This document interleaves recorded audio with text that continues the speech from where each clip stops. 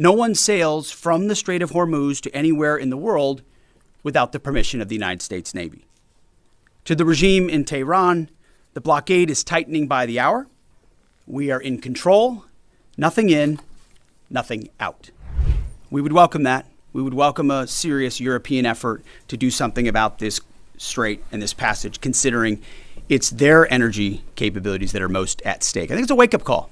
The one institution that should win the Nobel Peace Prize every single year is the United States military.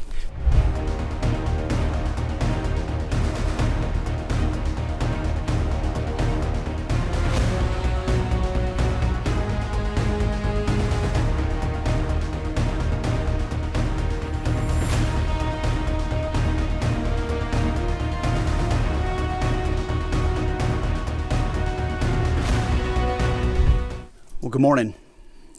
Unlike the endless wars of the past that dragged on for years and for decades with little to show for it, Operation Epic Fury has delivered a decisive military results in just weeks. Korea, Vietnam, Iraq, Afghanistan, as the president has pointed out, all took years, decades, vague missions, shifting sands, little to show for it. Operation Epic Fury has been laser focused from the very start, as I've said to all of you. Clear mission objectives, and ultimately Iran will not have a nuclear weapon. It's a bold and dangerous mission, a gift to the world, historic, courtesy of a bold and historic president.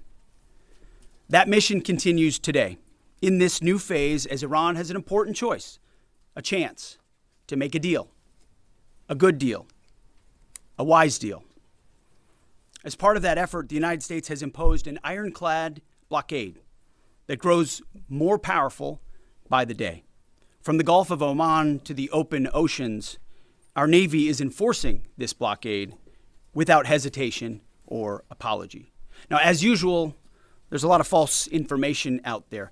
I'll say this, every ship that the U.S. believes meets our criteria, either Iranian ships or to and from Iranian ports, has been turned around. As of this morning, 34 total. Non-Iranian vessels are allowed to transit, and many have, including overnight. Not only is the blockade growing, in fact, a second aircraft carrier will join the blockade in just a few days, but this growing blockade is also gone global.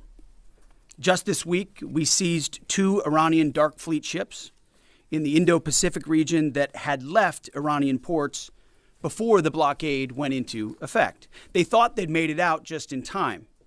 They did not. We seized their sanctioned ships, and we will seize more. Our blockade is growing and going global. America's military is unmatched, projecting power, denying passage to adversaries, and protecting our interest at the time and place of our choosing. No one sails from the Strait of Hormuz to anywhere in the world without the permission of the United States Navy. To the regime in Tehran, the blockade is tightening by the hour. We are in control, nothing in, nothing out. Iran's battered military, the IRGC specifically, has been reduced to a gang of pirates with a flag. They cloak their aggression in slogans, but the world now sees them for what they are, criminals on the high seas. They don't control anything. They're acting like pirates, acting like terrorists. They're the ones who lay indiscriminate mines, who shoot at random ships, who killed 45,000 of their own people, innocent protesters in the course of weeks. Their own people. They are the bad actors. The vessels that the Iranians seized in recent days, a couple of them, they're not American ships. They're not Israeli ships. They're just random ships that drove where they drove their little speedboats up to and shot at those ships with AK-47s. Anyone with a speedboat, a gun, and the wrong intentions can do that. They know that we, the United States of America, control the flow of global shipping, and we know that they know. Their real Navy is at the bottom of the Arabian Gulf. It's worth saying again, for 47 years, Iran has been at war with America, killing our citizens, our soldiers, and our allies, while previous administrations looked the other way. The real endless war is the war that Iran has waged on us for 47 years. President Trump is the only president with the guts and moral clarity to finally do something about it. I see it every day behind closed doors. President Trump's fortitude is unshakable and his mission is crystal clear. President Trump said it again yesterday. We have all the time in the world, and we're not anxious for a deal. And I hear him say it every day in private as well. Iran knows that they still have an open window to choose wisely. As we said previously, choose wisely at the negotiating table. All they have to do is abandon a nuclear weapon in meaningful and verifiable ways, or instead they can watch their regime's fragile economic state collapse under the unrelenting pressure of American power. A blockade as long as it takes, whatever President Trump decides. Because the bottom line remains the bottom line. Iran will never get a nuclear bomb. The choice is theirs, but with this blockade, the clock is not on their side. Moreover, President Trump has authorized the United States Navy to destroy any Iranian fast boats that attempt to put mines in the water or disrupt passage through the Strait of Hormuz, to shoot and kill. Our commanders have clear rules of engagement. If Iran is putting mines in the water or otherwise threatening American commercial shipping or American forces, we will shoot to destroy. No hesitation, just like the drug boats in the Caribbean. It's also worth saying, this should not be America's fight alone. We barely use the Strait of Hormuz as a country. Our energy doesn't flow through there, and we have plenty of energy. Just look at the new global Congo line headed to Texas. A beautiful picture. Europe and Asia have benefited from our protection for decades, but the time for free riding is over. America and the free world deserve allies who are capable, who are loyal, and who understand that being an ally is not a one-way street. It's a two-way street. We are not counting on Europe, but they need the Strait of Hormuz much more than we do, and might want to start doing less talking and having less fancy conferences in Europe and get in a boat. This is much more their fight than ours. On this core mission, America's will is unshakable, our capabilities unmatched. Our blockade is only growing and going global. And as the president said, we have all the time in the world. Iran has a historic chance to make a serious deal, and the ball is in their court. Either way, the War Department stands ready for what comes next, locked and loaded. May God continue to bless our warriors each and every day and on each and every mission. Mr. Chairman, over to you. Thank you, Mr. Secretary, and good morning, everyone. Thanks for being here. Today marks 55 days since the President of the United States ordered major combat operations against Iran. Today and this morning, the Joint Force remains postured and prepared to recommence major combat operations on the order of the President. On April 8th, the President announced a ceasefire, and last week, at the President's direction and on order of the Secretary, U.S. CENTCOM began enforcing a blockade against all commercial vessels going into and out of Iran and their ports. Simultaneously, the U.S. military, in support of the U.S. Department of Justice, was ordered to conduct maritime interdiction operations against sanctioned and dark fleet vessels globally. This operation also began on April 8th, and what I'd like to do this morning is update all of you on those actions and activities. First, as I mentioned, U.S. Central Command continues to maintain a strict blockade on all the ports. We're enforcing the blockade across the board against any ship of any nationality that is transiting to or from an Iranian port or territory. We're closely tracking vessels of interest headed towards Iran and those moving away from Iran that were outside the blockade area when this blockade was ordered. And as everyone saw this past weekend, we're prepared and postured to intercept them. As of this morning, 34 ships have met the U.S. blockade and made the wise choice to turn around. One ship did not, and that ship was the motor vessel Tuska. Over several hours this past Sunday, April 19th, the U.S. conducted maritime interdiction operations against the Tuska, whose crew attempted to breach the blockade line. The Tuska is a large container ship, about 965 feet long, or about the same size as a United States Navy aircraft carrier, and over 100 feet wide. The operation began about 4 a.m. Eastern Standard Time when the United States Navy destroyer approached her, and the crew and the vessel ignored warnings. And I've described how the destroyer force is operating in the area prior. Upon intercept and coming within visual range, American forces began to issue several clear and unambiguous warnings and inform the vessel and their crew that they were in a violation of the U.S. blockade and directed the ship to turn around. Over a 6-hour period, the vessel and her crew repeatedly ignored U.S. warnings.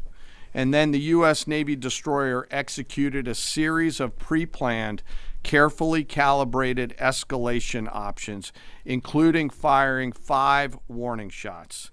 The vessel and her crew continued to ignore warnings. And after exhausting all other measures, CENTCOM authorized disabling fire against the Tuska. U.S. sailors warned the crew of the Tuska to abandon the engine room, and at approximately 9 a.m. Eastern Time, the destroyer disabled the Tuska's engine by firing 9 inert rounds from the destroyer's Mark 45 5-inch guns precisely into the engine room and engine space on board the Tuska. Not surprisingly, the vessel then reported issues with their engine, went dead in the water, and began to comply with U.S. directions and orders. At 4 p.m. Eastern Standard Time, CENTCOM ordered United States Marines to seize the ship. Via helicopters, U.S. Marines maneuvered quickly to the disabled ship, boarded her from fast ropes via helicopter infiltration methods, and took custody of the ship. The ship and her crew remain safe in U.S. custody today. Let me now turn to global operations in the Pacific, and I want to highlight that this is a major interagency effort between the United States military, the White House, the Department of Homeland Security, and the Department of Justice. On Monday, April 20th, U.S. Indo-PACOM forces, in support of a Department of Justice request, interdicted the motor tanker Tiffany, which was transporting sanctioned Iranian oil. The Tiffany is a very large crude tanker, VLCC for short, and is also about the size of a U.S. aircraft carrier and capable of transporting approximately 2 million barrels of oil. At approximately 11:30 p.m. Eastern Time, U.S. military forces and law enforcement forces also went to the ship via rotary wing platforms, fast roped onto her deck, and secured her. After the ship was secured, a U.S. Navy control team embarked aboard the Tiffany, and assumed control of the ship at 4 a.m. Eastern Time on April 21st. A Navy control team is comprised of sailors led by a boarding officer that assumes control of a seized ship in order to secure the crew, the cargo, and the vessel. And disposition of that first vessel is still pending. The next interdiction occurred on Wednesday, this past Wednesday, 22 April, when Indo-PACOM conducted yet another interdiction, again at the request of the U.S. Department of Justice. This time, the stateless motor tanker Majestic X, also known as the Ponix, also in the Indian Ocean. This is again a VLCC, or very large crude tanker. At approximately 11 p.m. Eastern Standard Time, U.S. forces began the interdiction, again using rotary wing assets to get to the ship, got on board, and secured the bridge. Both ships, the Tiffany, the Majestic X, and their crews remain in U.S. custody. And we will continue to conduct similar maritime interdiction actions and activities in the Pacific and Indian Oceans against Iranian ships and vessels of the Dark Fleet. The actions by our service members and our law enforcement partners demonstrate the incredible discipline and dedication and professionalism of our joint force and highlight the global reach of American combat power. The joint force remains on ensuring the Iranian regime cannot harm our interests or those of our allies and partners. And I'll highlight that Iran has repeatedly sought to offensively and proactively expand the conflict by aggression against its neighbors and its attacks on global shipping through the Strait. To date, Iran has attacked 5 merchant vessels, seized 2 of them that were attempting to transit the Strait. And these include ships that Iran itself had cleared to proceed. Now, as I always do, I want to honor members of the Joint Force. Today, I want to highlight and proudly describe the essential role of our intelligence enterprise and the role that they play in conducting our military operations. The totality of their work is the culmination of days, months, and in many cases, years of work by our uniformed and civilian intelligence professionals. We have been able to do the work that we are ordered to do because America's intelligence force, including our core collectors and analysts, have spent decades searching for every loose thread.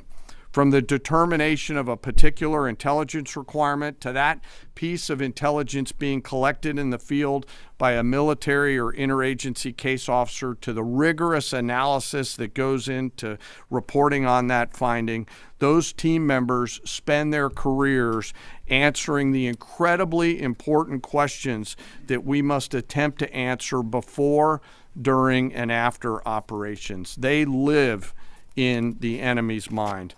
Normally located behind the green door or behind the vault door in dark, windowless rooms across the world, 24 hours a day, 7 days a week, 365 days a year, are world-class intel members from DIA, our service intelligence components, NSA, NGA, CIA, NRO, and in the case of the operations that I've just described, the Office of Naval Intelligence, all work tirelessly to sift through the mountains of collected information using tools, tactics, techniques, and procedures that I'm not going to discuss today. The sun never sets on these world-class professionals, and their goal is every minute of every day to be on the account. And they know the enemy. They know their combat capability, their weapons, their industrial and economic systems, and they know their leaders' pattern of life, where they go, what they think, and what they do. Thanks to their work, we know Iran, and it is an incredible work that they do. Again, none of our operations that we've conducted during my time in this job could have been done without the service of these intelligence professionals. And the distance from those core collectors and those analysts to those Patriot crews who are defending U.S. forces forward or the fighter pilots is incredibly small. Every single day, as their mottos say, they are committed to excellence in the defense of the nation and to securing the future, and they're doing the work of the nation. Before I close, as I do every time, I want to highlight and remember our fallen. Today, I want to highlight the 63 victims of the terrorist bombing of the U.S. Embassy in Beirut, which occurred 43 years ago, just a few days ago, on April 18th, 1983. At that time, this was the deadliest attack on a U.S. diplomatic mission, and this was the first attack conducted by Iranian-backed forces on Americans. The suicide bomber detonated a vehicle-borne improvised explosive device out in front of the embassy, killing 63 innocent people. including 32 Lebanese, 14 visitors, and 17 Americans. And among those lost, members of the joint force to include 3 Army soldiers and 1 United States Marine. We remember their names: Sergeant First Class Richard Twine, Staff Sergeant Ben Maxwell, Staff Sergeant Mark Salazar, and United States Marine Corporal Vincent McMaw. Today we remember them.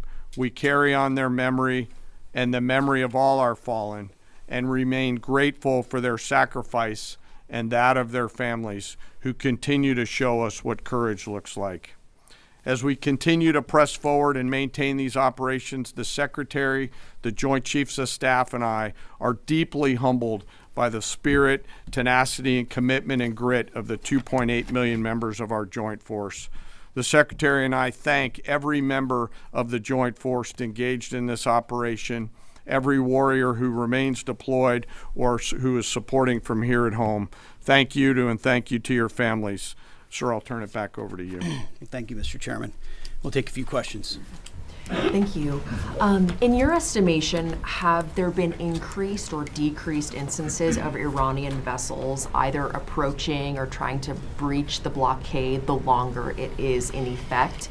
And another question about the mine threat. Has the mine threat been neutralized enough to facilitate freer flow in the straits? Well, to the second question, first of all, we are seeing vessels transiting. There are paths that are open. And part of what the president is threatening is ensuring if there's attempts to recklessly and irresponsibly lay more mines, we're going to deal with that. It's a violation of the ceasefire. So transit is occurring, much more limited than anybody would like to see, and with more risk than people would like to see. But that's because Iran is doing irresponsible things with small fast boats, crafts, like I said, with weapons on them. These are commercial ships, in some cases cruise ships that came through being threatened by these. So as far as breaching the blockade, it's been a pretty consistent. There were a number of ships at the beginning. Then you had the interdiction that the chairman described, where we took out the engine room and disabled that ship. I think that sent a very clear sign that this is not a fake blockade. This is a real, full blockade. We'll use up to and including lethal force if necessary. And that stopped, and other ships have taken note of that. So any ships that have attempted, there's been levels of escalation, but none that far, and they've turned around. Absolutely. Yes. Good morning, Mr. Secretary, Mr. Chairman. David Zier, Real America's Voice. To follow up on Alexandra's question, how big are these mine-laying boats? Can they be achieved from fast boats? And I wanted to follow up my last week question about as jet fuel stocks in Europe reportedly are only about 6 weeks left. They get most of the jet fuel from the Gulf. Have any European countries reached out to assist in cordoning off the strait and participating in escorts? I know there's a lot of talks. You saw I would call it a silly conference in Europe last week, where they got together and talking about maybe doing something eventually when things are done. Those are not serious efforts yet. We would welcome that. We would welcome a serious European effort to do something about this strait and this passage, considering it's their energy capabilities that are most at stake. I think it's a wake-up call. It's a wake-up call for countries around the world. Either you have capabilities or you don't. Otherwise, you're at the behest of a country like Iran, and the only country that can do something about it is the United States military. Do you want to talk about the mines and the small crafts? They have a variety of smaller Boston whaler-sized boats. We have forces up there deterring and preventing them from continuing to do that, and we'll continue to do so pursuant to the orders of the Secretary and the President. But reckless mining like that is a violation of the ceasefire. To do that. And very unwise to do. Absolutely. Jerry. Thank you. Pope Leo has made some strident comments about the war in Iran, and the U.S. Conference of Catholic Bishops recently put out a statement suggesting that the war does not fit the requirements of just war theory. And I wondered if the Pentagon had thought about this war against the terrorist regime in Iran in terms of the framework of a just war, and if either one of you could talk about that. And then just my second question would be, the Pentagon recently, this week, gave well-deserved award upgrades to the members of Gulf Company 2-1 Marines who served at HKI and Abbey Gate.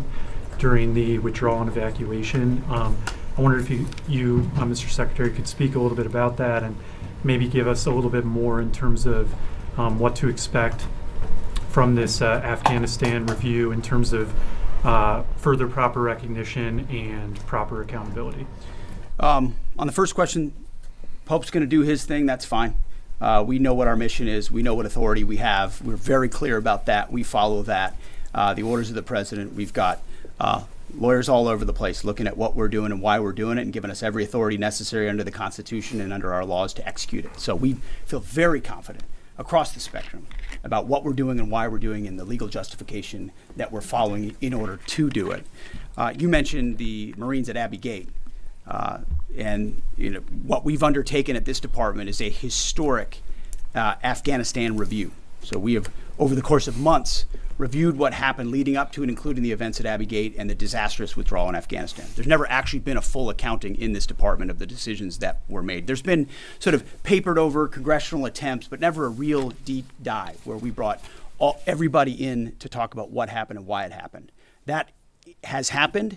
That review will come later this summer, and I think you'll find it to be probably the most comprehensive review this department has ever done about a single series of events. And it's because the cascading effect of what Joe Biden did in abandoning that mission the way that he did and that disastrous withdrawal had ripple effects for our military, for our country, and for the world. That's why reestablishing deterrence is one of the core pillars of what we've been doing at the War Department, is because the world looked at that disaster and made choices. Vladimir Putin made choices. Hamas made choices and saw that America wouldn't do anything about it. Houthis shot at ships. They made choices because Joe Biden and his administration were seen as feckless and weak. And that withdrawal was a part of what the world saw, people hanging to planes as we fled. That deserves a full accounting, which is exactly what we're doing. Sean Parnell, our chief spokesman, one of my senior advisors, has been leading that effort, getting to the bottom of it. And one of the revelations was that those Marines at Abbey Gate who showed courage, who were out there exposed, knew there was a threat, nebulous mission, the only gate that's open, did not receive the kind of proper recognition they should have for their heroism. So one of the early results of this Afghan review is to ensure they get the due recognition and award they deserve for the heroism and courage they showed at that gate. Despite the bad decisions of this building and that administration, those Marines acted heroically, and we're going to recognize them for that. Jerry, thank you. Yeah, right here.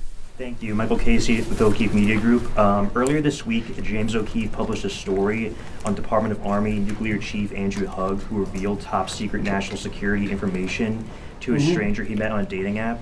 Will you defer Mr. Hugg for termination and prosecution? Yeah, he won't work here anymore. And given the revelations, It's an easy one. will any changes be made to the current anti-espionage training for all Department of War employees now, given this?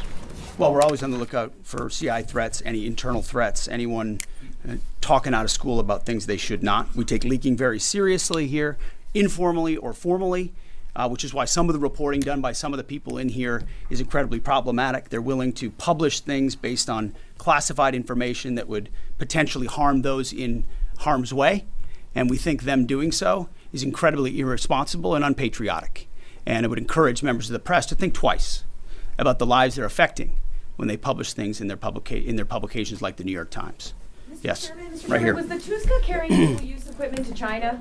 Sir, I'm sorry, the question's right here. Thank you. Ryan Morgan with the Epic Times. Earlier this week on that topic, there was a report, I believe, with the Washington Post that the Pentagon had briefed Congress that it could take up to 6 months to fully sweep the Strait of Hormuz for mines. I was wondering if you could comment a little bit more on the specifics of the timeline, the range of time that it could take, and then just a general idea of how many mines have been placed. We would not speculate on a timeline. I saw that report. It was based on, again, another leak from a closed-door session, which was supposed to be classified, and apparently, allegedly, that was something that was said about we feel confident in our ability in the correct period of time to clear any mines that we identify, and would encourage other countries to be a part of such an effort as well. But we're tracking that very closely. Mr. Chairman, do you want to add anything to that? No, sir. I think you covered it. Right here, new members of our press corps here. Jacob Wasserman with TMZ DC. We have two questions. I'm going to ask the first. My colleague will ask the second. You know, I've heard you talk a lot about bombing. We'll see. Sorry? We'll see. Okay. I've heard you talk a lot about bombing people and places. And when you give these orders to carry out this extreme level of violence, what's going through your mind and your body? Do you have like an adrenaline rush? Are you scared? Do you feel like you're on a power trip? Just walk us through and paint us a picture of what it feels like mentally and physically. It's a very TMZ question. My only thought process is to ensure that our warfighters have everything they need to be successful, defeat and destroy the enemy, and they come home. I want them to feel empowered, to have every authority they need within our rules and within our law to bring maximum violence to the enemy. Because war is violent, war requires doing difficult things, but I want our people to feel empowered, so it's our guys that come home and their guys that do not. And sure, I'll give you one chance. Charlie Cotton from TMZ DC. You changed the Department of Defense to the Department of War. Would you consider changing the name again to the Department of Peace, since that's what we're all after? Well, that's the pursuit. It's a great question, actually. You go from defense to war because you want to be proactive about peace through strength.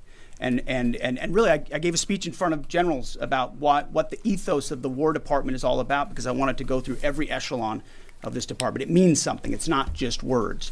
And when you fight a war the right way, the idea is on the other side you bring about peace.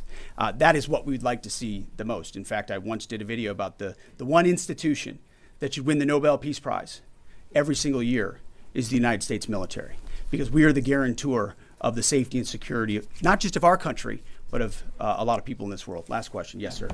Thank you very much, Mr. Secretary. I do appreciate your time.